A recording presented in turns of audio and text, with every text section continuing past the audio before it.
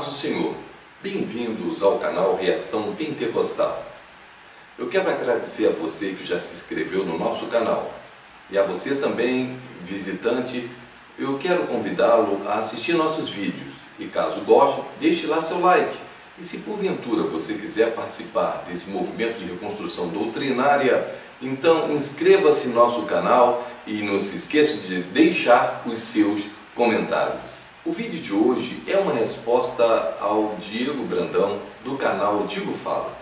Ele é um pós-tribulacionista e fez uma pergunta: se o arrebatamento é antes da grande tribulação e os vivos não precederão os mortos, como pode haver ressurreição depois da grande tribulação? Faça essa pergunta a um pré-tribulacionista, disse ele, e você vai ver que ele não terá uma resposta. Então, vamos prestar bem atenção no questionamento do Rodrigo Brandão. E hoje eu quero deixar para você um vídeo, mas é digamos que é uma forma como você tem de rebater, finalizar uma conversa sobre um arrebatamento secreto, sobre o pré-tribulacionismo, sobre a questão de pessoas que acreditam em um arrebatamento antes da grande tribulação. Então, o vídeo de hoje é para poder mostrar para você, através simplesmente desse versículo e desse capítulo.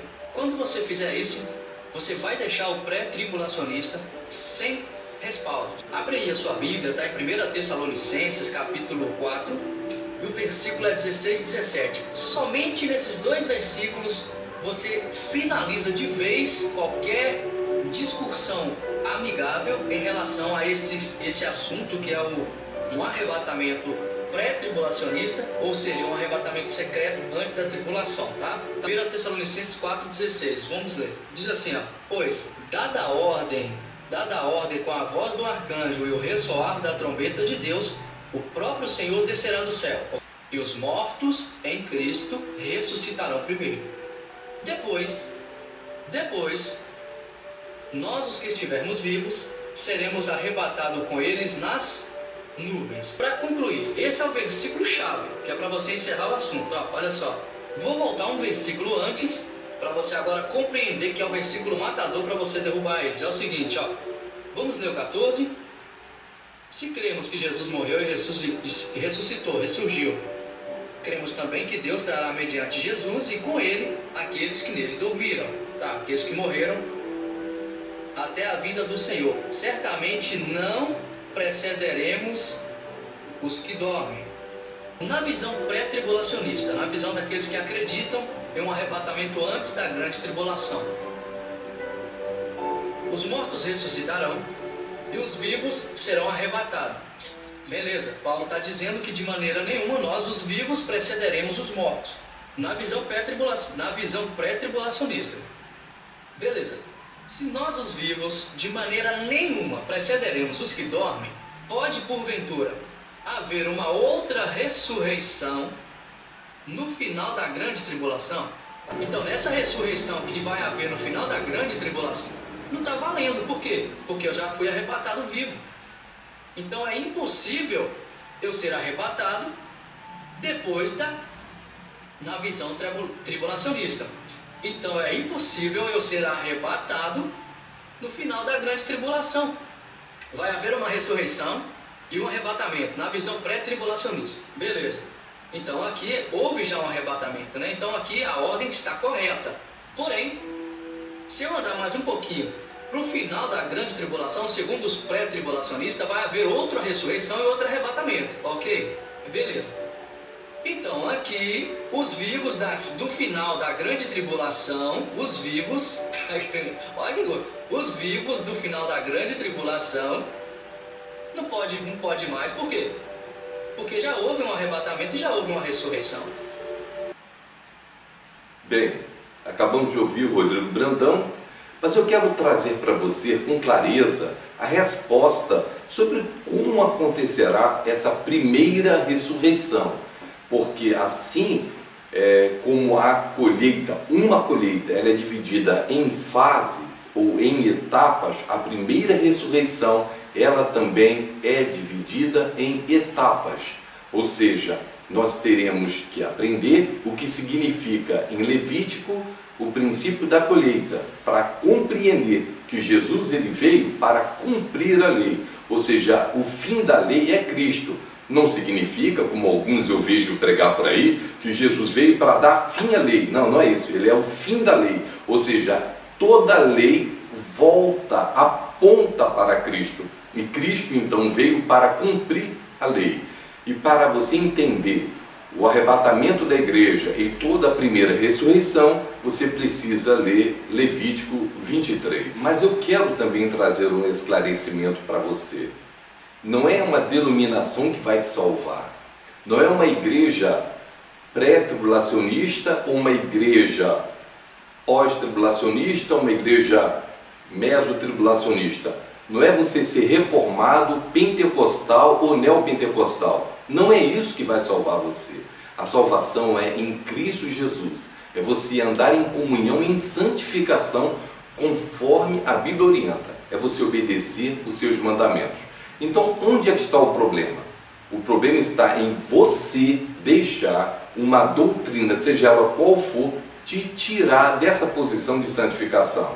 É quando você permite que uma doutrina mude o seu comportamento e você começa a ferir a palavra de Deus. E toda vez que você fere a palavra de Deus, você desobedece ao Senhor e dá lugar a um espírito de rebelião contra a obra do Senhor nosso Deus. Esse é o problema. Qual a diferença da doutrina pré-tribulacionista da meso ou pós-tribulacionista?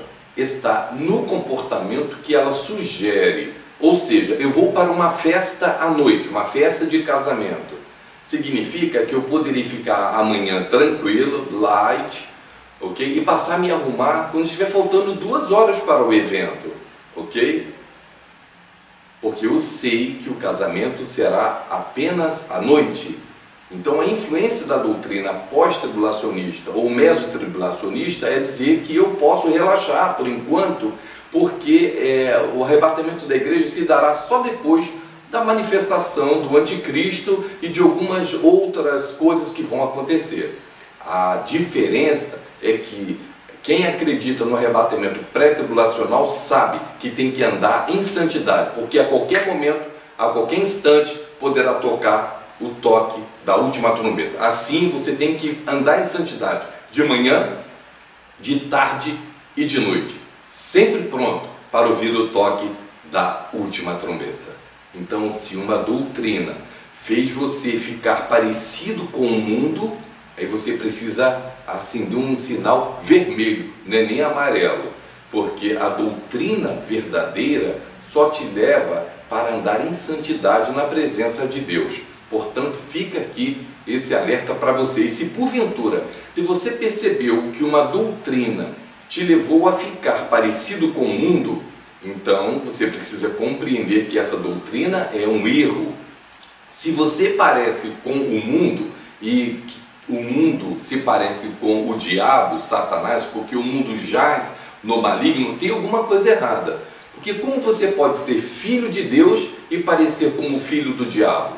Tem alguma coisa errada. E a diferença está exatamente na influência da doutrina. Então guarde essa palavra, esse é um dos indicativos.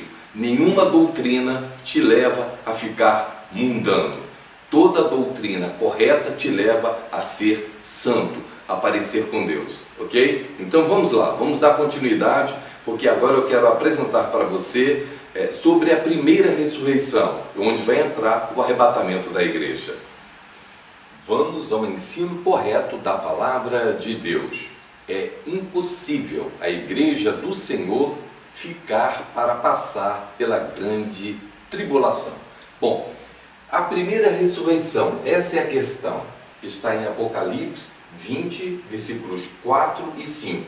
Para você entender a primeira ressurreição, é necessário que você tenha conhecimento da colheita de Levítico, capítulo 23. É por isso que nós vamos explicar para você que a primeira ressurreição ela é uma colheita só, mas ela é dividida em 3 partes.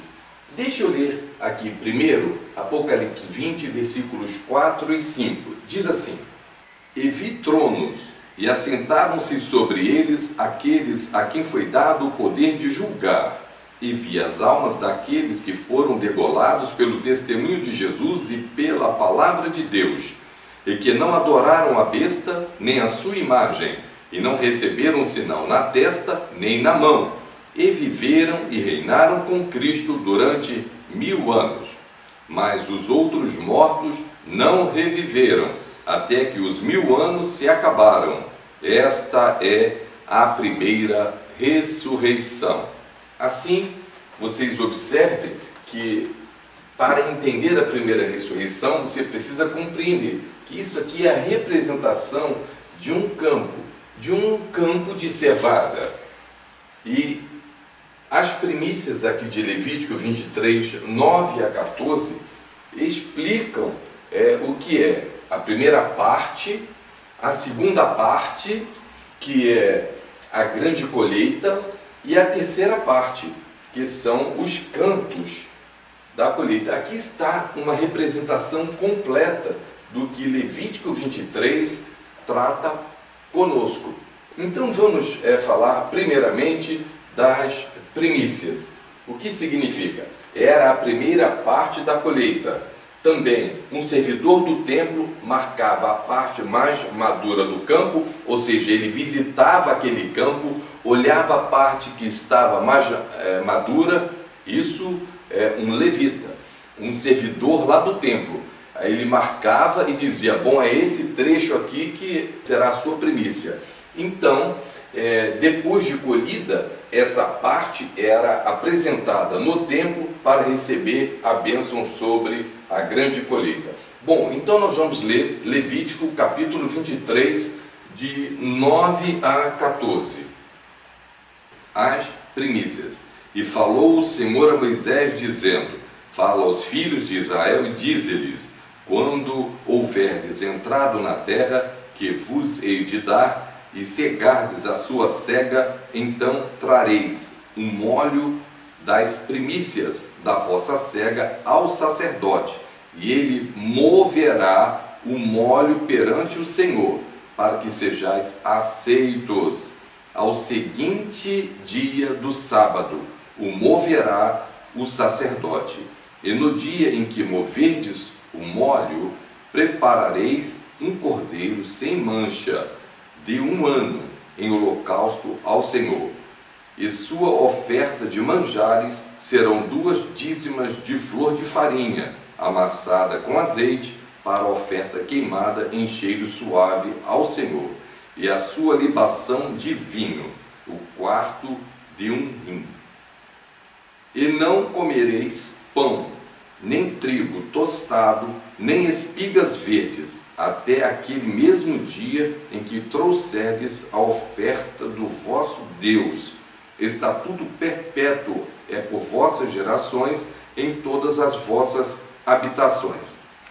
Assim, nós aprendemos que não se podia tocar para fazer pão enquanto não fossem apresentadas as primícias ao templo, ao sacerdote. Em resumo, as primícias fazem parte, então, de uma só colheita, ok? Então, as primícias em primeiro lugar, depois a grande colheita e depois os cantos dessa mesma colheita. É a mesma colheita, é uma só, mas dividida em 3 partes. Então, as primícias, como vimos, era a primeira parte da colheita. Um servidor do templo marcava a parte que estava mais madura, e depois era colhida essa parte, e essa parte era apresentada lá no templo para receber a bênção sobre a grande colheita. Então, quando o agricultor recolhia aquela primeira parte, levava para o sacerdote, e ele pegava essa parte, o molho, ele sacudia perante o Senhor para dizer: agora você está liberado, autorizado a fazer a sua grande colheita. Ele tinha então 7 semanas para fazer isso, até o Pentecostes, ok? 7 semanas ele passava a ter a colheita dele liberada. Ainda para você compreender agora a relação das primícias com Cristo. Cristo, primícias dos que dormem. Aí eu vou ler o texto para você. 1 Coríntios 15, versículo 20. Mas agora, Cristo ressuscitou dos mortos e foi feito as primícias dos que dormem. Cristo ressuscitou dos mortos e foi feito primícias dos que dormem. 1 Coríntios capítulo 15, versículos 22 e 23. Porque assim como todos morrem em Adão, assim também todos serão vivificados em Cristo, mas cada um por sua ordem. Preste atenção, por sua ordem. Cristo, as primícias, depois os que são de Cristo na sua vinda. Ok? Então, Cristo, primícias, depois os que são dele na sua vinda. Muito bem, olha, esse é o campo. Aqui foi marcadas as primícias que foram recolhidas, tá certo? Então, Cristo, a primícia. Então, Jesus é a garantia da ressurreição dos mortos e do arrebatamento da igreja. Jesus subiu secretamente ao Pai para apresentar-se como primícias. Aí você fala, mas eu nunca ouvi falar isso. Prestar atenção no texto. Em João capítulo 20, versículos 15 a 18 e João capítulo 20, versículo 27. O texto vai nos mostrar isso. João capítulo 20, versículos 15 a 18. Olha só. Disse-lhe Jesus: mulher, por que choras? Que buscas? Ela, cuidando que era o hortelão, disse-lhe: Senhor, se tu o levaste, dize-me onde o puseste, e eu o levarei. Disse-lhe Jesus: Maria. Ela, voltando-se, disse-lhe: Rabone, que quer dizer mestre. Disse-lhe Jesus: não me detenhas, porque ainda não subi para meu Pai, mas vai para meus irmãos e dize-lhes que eu subo para meu Pai e vosso Pai, meu Deus e vosso Deus. Maria Madalena foi e anunciou aos discípulos que viram o Senhor e que ele lhe dissera isso. Bem, depois disso ele teve encontro com seus discípulos. Tomé estava ausente e depois Tomé, só acredito se eu ver, se eu tocar nele aí eu creio.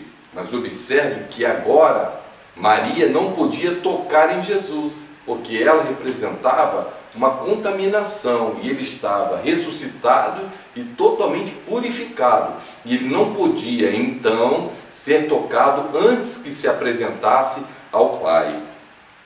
No versículo 27 está escrito: depois disse a Tomé: põe aqui o teu dedo e vê as minhas mãos. Chega a tua mão e põe-na no meu lado. Não sejas incrédulo, mas crente. Então antes você viu que ela não podia detê-lo, abraçá-lo, porque ele precisava subir para o Pai. Vai lá e avisa meus irmãos que eu fui para o meu Pai, ok? Bom, quando chegou mais adiante, em João 20, versículo 27, ele diz para Tomé: pode tocar aqui, Tomé. Ou seja, nesse interregno, nesse intervalo, o que aconteceu com Jesus? Onde é que ele foi? Então, aqui Maria não podia detê-lo, e aqui já ele falava para Tomé: toca em mim, pode tocar. Ou seja, nesse intervalo ele foi para o Pai. Por que ele foi para o Pai? Ele foi se apresentar com as primícias, para que pudesse dar a garantia daqueles que haveriam de ser ressuscitados. Então, Jesus Cristo é a primícia dos que dormem. Agora, chama a sua atenção, eu abro esse parênteses. Veja que aqui Jesus subiu secretamente. Poucos cristãos já se aperceberam disso, por causa desse acontecimento aqui. É interessante, porque eu quero chamar a sua atenção, você pré-tribulacionista. Jesus subiu de forma visível, em Atos capítulo 1, versículos 9 a 11. Ou seja, Jesus subiu de forma visível, aqui em Atos 1, de 9 a 11. Vejamos a leitura. E quando dizia isto, vendo-o eles, foi elevado às alturas, e uma nuvem o recebeu, ocultando-o a seus olhos, e estando com os olhos fitos no céu, enquanto ele subia, eis que junto dele se puseram 2 varões vestidos de branco, os quais lhes disseram: varões galileus, por que estáis olhando para o céu? Esse Jesus, que dentre vós foi recebido em cima no céu, há de vir, assim como para o céu o vistes ir. Ou seja, assim como Jesus foi, ele voltará. Aí você veja esse detalhe que eu estou chamando a sua atenção. Ele primeiro foi secretamente e apresentou-se ao Pai como primícias. Depois ele foi assunto ao céu de forma visível. E eu estou chamando a atenção por quê? Porque na volta dele será do jeito que ele foi. Primeiramente ele virá até as nuvens e levará a sua igreja. E depois, 7 anos depois, ele virá com a sua esposa, que é a igreja, e pisará no Monte das Oliveiras, onde todo olho o verá. Assim, depois das primícias, nós temos a grande colheita. A grande colheita está baseada também lá em Levítico, só que Levítico, capítulo 23, versículo 15, vai tratar do Pentecostes. Depois, para vós, contareis desde o dia seguinte ao sábado, desde o dia em que trouxerdes o molho da oferta movida, 7 semanas inteiras serão. Então, a grande colheita seria realizada durante 7 semanas. Esse campo aqui representa a grande colheita, ok? Observe que eu tirei a marcação dos cantos, que vai aparecer para eu explicar na próxima etapa. Agora eu só quero explicar a grande colheita, que equivale ao arrebatamento, os mortos que haverão de ressuscitar e os vivos que serão arrebatados, os vivos que serão transformados e arrebatados juntos, tanto os mortos como os vivos, ao toque da última trombeta. Aqui em 1 Tessalonicenses, no capítulo 4, versículos 16 e 17, diz assim: olha, porque o mesmo Senhor descerá do céu com alarido, e com voz de arcanjo, e com a trombeta de Deus, e os que morreram em Cristo ressuscitarão primeiro. Depois nós, os que ficarmos vivos, seremos arrebatados juntamente com eles nas nuvens, a encontrar o Senhor dos ares, e assim estaremos sempre com o Senhor. Você deve estar se perguntando, por que nós está em vermelho? Porque eu quero dizer para vocês que nós estamos escutando nesses últimos tempos muitos teólogos, muitos pregadores, muitos youtubers explicando que essa doutrina do arrebatamento secreto, pré-tribulacional, é uma doutrina moderna, que começou em 1830, ou que é uma coisa recente. E isso é um terrível engano, porque essa doutrina do arrebatamento pré-tribulacional é uma doutrina apostólica.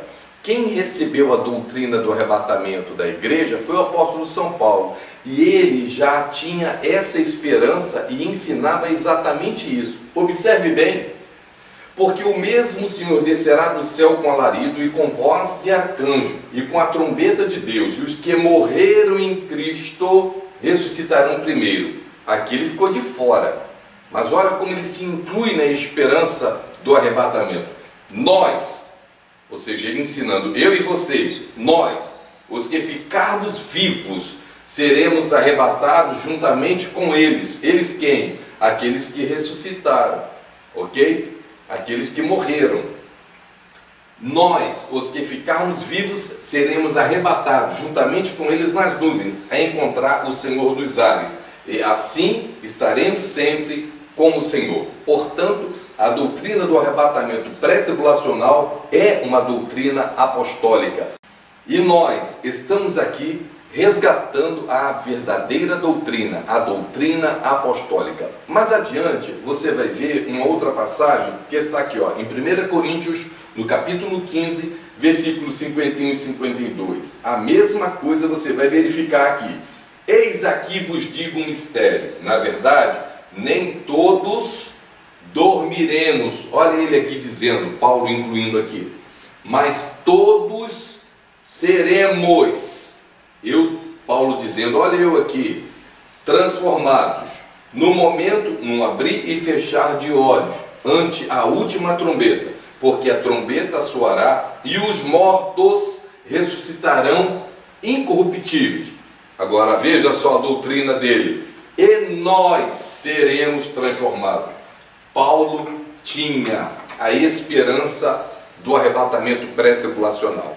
Ele ensinou isso para a igreja. A igreja precisava andar em santidade, andar em comunhão uns com os outros e guardar essa esperança. É simples, aceitar a Jesus como Salvador, reconhecendo seus pecados. Andar em santidade e aguardar a doutrina do arrebatamento. É simples assim.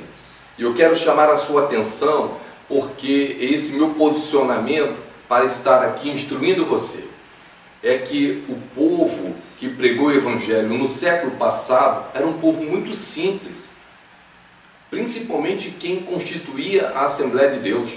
Os pastores eram criadores de porcos, de galinha, de vaca, e às vezes nem cheiravam muito bem, mas eles tinham a direção do Espírito Santo de Deus. Eles não tinham internet, eles não tinham enciclopédias, eles tinham o joelho no chão, eles buscavam a orientação do Senhor. Então, essa doutrina do arrebatamento da igreja que eles receberam, explodiram no século passado, foi uma explosão espiritual muito grande, bem, passou a ser combatida no final do século passado e principalmente no século em que estamos, com uma covardia muito grande, aproveitando-se da simplicidade deles, porque eles ensinavam, aceita Jesus, vive em santidade e aguarda o arrebatamento da igreja. Isso trazia uma espiritualidade muito grande para a igreja. Então, o que aconteceu? Tanto os reformados como os neopentecostais, é aqui que nós vamos derrubá-los. Porque a doutrina, eles não estudam depois do arrebatamento da igreja. Então vamos criar confusão na cabeça deles, para eles saírem dessa igreja e virem para a nossa igreja. E se vocês perceberem, há pouca evangelização das igrejas de uma forma geral. O que se preocupa é ganhar crente das igrejas dos outros. Isso é muito preocupante. Então, na nossa igreja, no nosso ministério, nós não nos preocupamos simplesmente em trazer pessoas para a nossa igreja. O nosso trabalho é evangelizar. Então, a nossa meta anual é 1.200 almas. A gente perguntando, você quer aceitar Jesus? 1.200 almas. E nós estamos em setembro e mais de 1.170 almas já aceitaram Jesus. Estamos completando a nossa meta. E dentro dessa nossa meta é 120 serem batizados, 10%. E para onde é que vai esse outro povo? Pode ir lá ver quantas pessoas estão nas diversas igrejas, tanto reformados como neopentecostais. Bom, cada um tem a sua liberdade para escolher a igreja que quer ficar. Mas a nossa preocupação, a minha preocupação como pastor da igreja e como pastor presidente de um campo com mais de 20 igrejas, é que as pessoas acreditem na verdade, é que andem em santidade. A minha preocupação não é dinheiro, não é sucesso pessoal, não é fama, nada disso eu preciso, mas o que eu quero é pregar a palavra da verdade, é a alma da pessoa, porque o tempo da pessoa se salvar é agora, o tempo da igreja é agora, e as pessoas ficam confusas, porque quando a igreja for arrebatada, esse evangelho que pregamos é o evangelho da graça. O evangelho que entrará para a grande tribulação é o evangelho do reino. O evangelho que será pregado no milênio é o evangelho do reino. Agora, o evangelho da graça é para a formação do corpo da igreja. Por isso é importante você prestar bastante atenção nesse ensinamento. Então, aqui fica a grande colheita. Você já viu a primícia? A primícia já aconteceu. Jesus, ele ressuscitou como primícia, ele já se apresentou ao Pai e já recebeu a bênção para poder fazer essa colheita aqui. Só vai chegar o momento, mandar tocar a trombeta e esse arrebatamento, os mortos vão ressuscitar e os demais cristãos serão arrebatados. Bem, chegamos à parte final da colheita. Fim da colheita. Bem, em Apocalipse 20, 4 a 6, você vai ver aqueles que foram colhidos depois que a igreja foi arrebatada. Claro, se foram colhidos depois, não fazem parte da igreja, ok? A igreja foi. E é muito bom você ter essa percepção. Muito bem. E aqui em Levítico 23, 22, eu quero ler para você o que diz o texto. Levítico 23, 22. E quando cegardes a cega da vossa terra, não acabarás de cegar os cantos do seu campo, nem colherás as espigas caídas da sua cega. Para o pobre e para o estrangeiro as deixarás. Eu sou o Senhor, vosso Deus. Ok? Então eu deixo esse texto para você compreender que os cantos eram deixados para atender a necessidade dos pobres e dos estrangeiros. Aqui era para a colheita principal, para atender o povo de Israel. Muito bem, vejamos aqui algumas passagens que eu quero chamar a sua atenção. Em Apocalipse capítulo 6, versículo 9, você vai encontrar esse texto. E havendo aberto o quinto selo, vi debaixo do altar as almas dos que foram mortos por amor da palavra de Deus e por amor do testemunho que deram. Então, os mortos da grande tribulação, eles vão aparecer aqui em Apocalipse 6, versículo 9, e também em Apocalipse 20, no versículo 4. Trata-se de um grave erro, colocar aquela multidão que estava diante do trono, em Apocalipse, no capítulo 7, a partir do versículo 9, como se fossem os mortos na grande tribulação, aquela multidão que ninguém podia contar, que estava diante do trono, é a igreja do Senhor, são os salvos de todos os tempos, porque os mortos na grande tribulação são esses aqui, ó, Apocalipse 6, versículo 9, e vai ser completado com Apocalipse 20, versículo 4, tá certo? Eu quero que você compreenda isso. Vejamos mais uma passagem bíblica que eu chamo a sua atenção neste momento. Apocalipse capítulo 7, versículo 1. E depois destas coisas vi 4 anjos que estavam sobre os 4 cantos da terra, retendo os 4 ventos da terra, para que nenhum vento soprasse sobre a terra, nem sobre o mar, nem contra árvore alguma. Então, quando você vê Apocalipse capítulo 7, versículo 1 até o versículo 8, até o 4 deixa claro para você. Mas aqui vai falar dos 144 mil que foram assinalados. Todos eles pertencem à tribo de Israel. Então, esses aqui você vai ver, e depois dessas coisas vi 4 anjos que estavam sobre os 4 cantos, e eu marquei aqui para você ver bem, os 4 cantos da terra, retendo os 4 ventos da terra. Porque isso aqui se refere 4 cantos e esses 4 ventos? Na verdade, fala do povo de Israel. Então, vejamos mais uma passagem para você compreender que traz uma confusão muito grande. Mateus capítulo 24, versículo 31. Infelizmente, tanto alguns pré-tribulacionistas como meso e pós-tribulacionistas confundem Mateus capítulo 24 e insistem em querer descobrir em Mateus 24 o arrebatamento da igreja. Mateus 24 não trata do arrebatamento da igreja. Mateus 24 é uma passagem voltada para os judeus. Respostas muito claras de Jesus Cristo para os judeus acerca das últimas coisas, acerca do que haveria de acontecer. Então, é um erro gravíssimo querer aplicar Mateus 24 para a igreja. Eu convido a você meditar cuidadosamente em Mateus 24 e você vai confirmar o que eu estou falando para você. É um erro gravíssimo querer encontrar em Mateus 24 o arrebatamento da igreja. Bom, Mateus 24, 31 diz assim: e ele enviará os seus anjos com um rijo clamor de trombeta, os quais ajuntarão os seus escolhidos desde os 4 ventos. Olha os 4 ventos que você viu aqui, tá certo? Desde os 4 ventos de uma outra extremidade dos céus.